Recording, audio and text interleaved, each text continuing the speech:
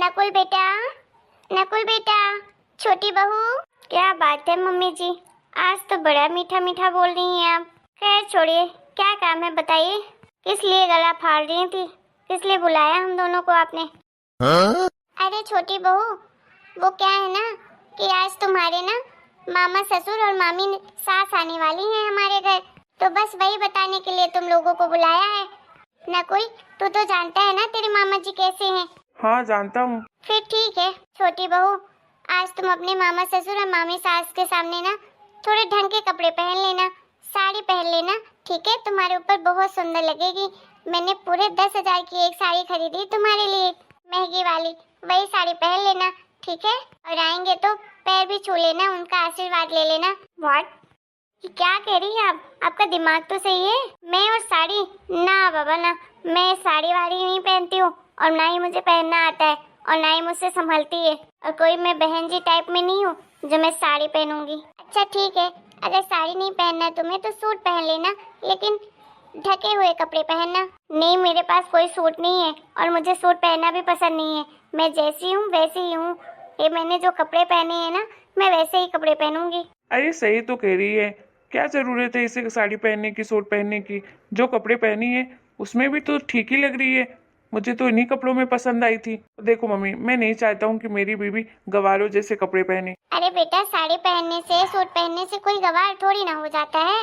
ये तो अपने यहाँ की संस्कृति है कि साड़ी सूट में बहुएं अच्छी लगती हैं, और हमारे यहाँ का पहनावा है तो वही पहनना चाहिए। ऐसा है मम्मी जी कि आपको जो पहनना हो वो पहने, जो करना है वो कर दो।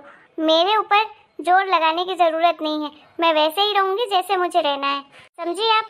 अरे नहीं है बहू का मन तो क्यों तू जबरदस्ती फोर्स कर रही है उसको? अच्छा ठीक है, जो मन हो वही कर लेना, लेकिन हाँ एक बात जरूर आज करना कि तुम्हारे मामा जी और मामी जी तुम लोग से मिलने भी आ रहे हैं और मुझे भी देखने आ रहे हैं, क्योंकि मेरी तबीयत खराब थी तो उन्हें पता चला तो मुझे देखने आ रहे हैं, और उन्हें ये भी पता चला कि तुम दोनों शादी करके आ गए हो, तो तुम दोनों से भी मिलने आ रहे थे। और उन्होंने कहा है कि आज तो वो बहू के हाथ का खाना खाकर ही जाएंगे, इसलिए बहू तुम्हें आज सारा खाना बनाना पड़ेगा अपने मामी सास के लिए और मामा ससुर के लिए। वो लोग तुम्हारे हाथ का खाना खाना चाहते हैं, बहुत अच्छी अच्छी चीजें बनाना जैसे उन्होंने कभी ना खाई हो, जिससे वो तुम्हारी बहुत तारीफ करें, ठीक है बहू? जिस बड़ों का आशीर्वाद लेना बहुत जरूरी होता है। मैं और खाना? ना बाबा ना, आपको पता नहीं है क्या, मैं इतने दिन से यहाँ आई हूँ, कभी मुझे आज तक पानी लेते हुए भी देखा है क्या? जो भी करता है नकुल करता है, मैं ये सब खाना पीना वाली लड़की नहीं हूँ, मैं ये नहीं करती हूँ, और मुझसे उम्मीद भी मत रखिएगा।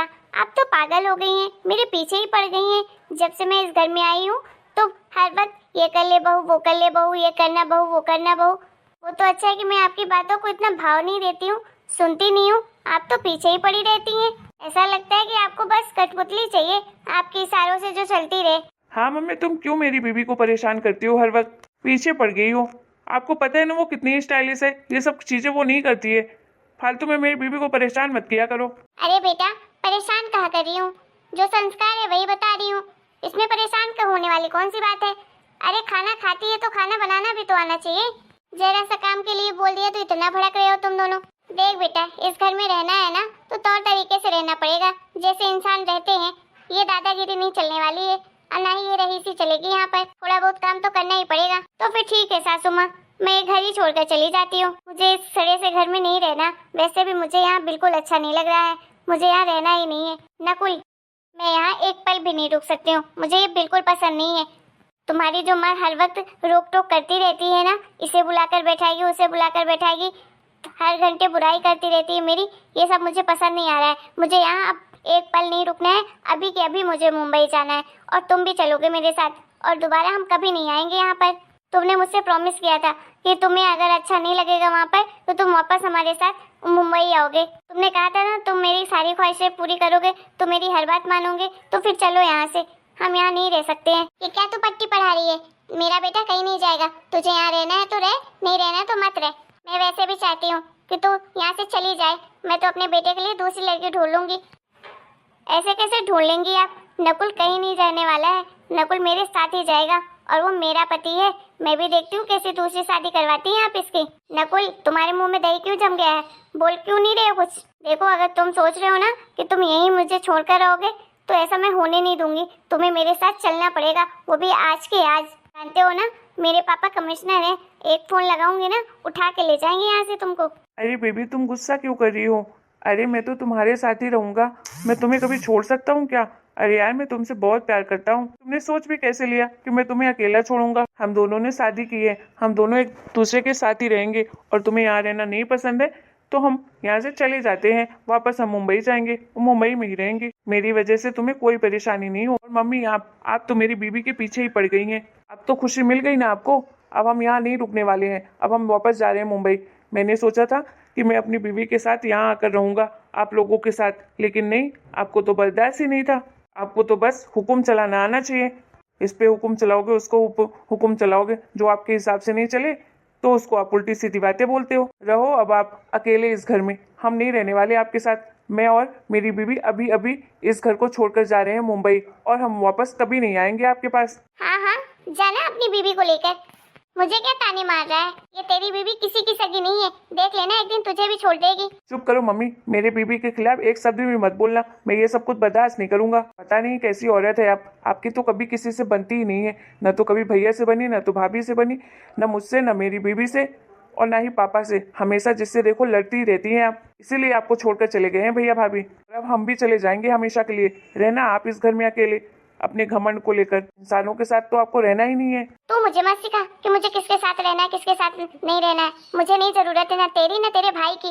इस घर में रहना है तो तौर तरीके से रहना पड़ेगा। ये मेरा घर है, तेरे बाप का नहीं। हाँ, तभी तो आप इतने नखरे दिखाती हैं कि मेरे बाप का घर नहीं है ना, आपका है।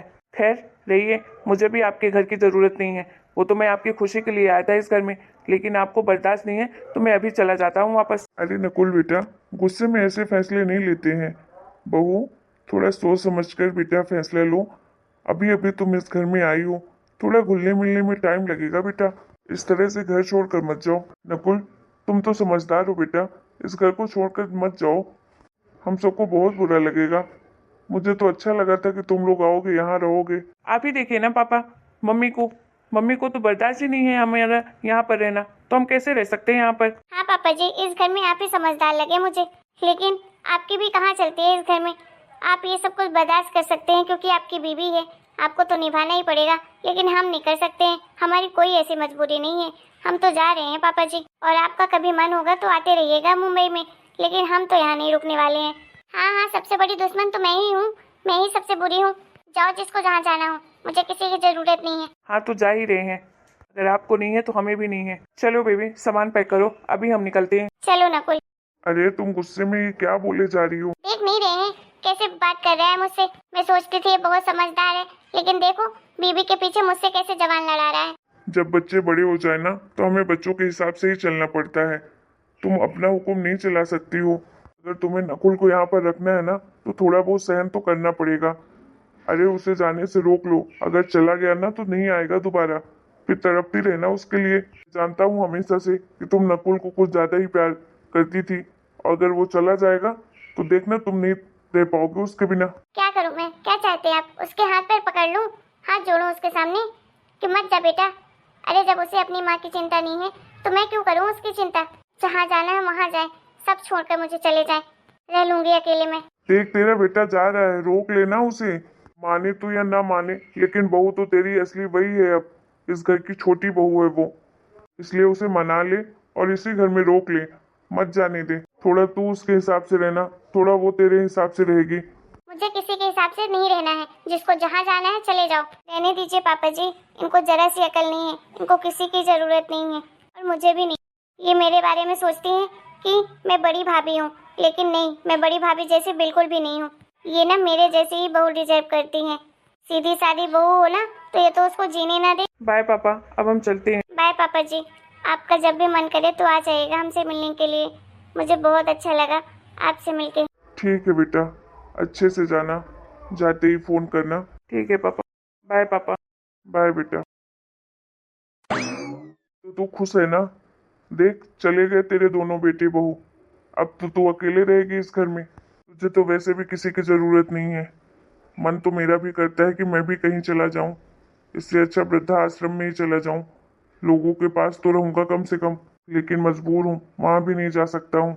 7 फेरे जो तेरे साथ लिए हैं, कसम जो खाई है तेरे साथ निभाने की, बस वही पूरा कर रहा हूँ। तो आप भी मत पूरा करिए ना, क्यों रह रहे हैं? चले जाइए, आपको जहाँ जाना हो तो। सब छोड़कर चले जाओ, मुझे रहने दो इस घर में अकेले। सबके बिना मैं रह लूंगी, मुझे किसी की जरूरत नहीं है। तुमसे तो बात ही करना बेकार है, तुमसे सीधे मुंह तो बात ही नहीं कर सकती हो कभी। चलो मैं जा रहा हूँ टहलने के लिए। हेलो दोस्तों, इसका नेक्स्ट पार्ट देखने के लिए आपको थोड़ा सा वेट करना पड़ेगा। आपको हमारा ये वीडियो कैसा लगा कमेंट करके जरूर बताइएगा। वीडियो पसंद आया हो तो वीडियो को लाइक करना, शेयर करना और चैनल को सब्सक्राइब करना तो बिल्कुल मत भूलिएगा।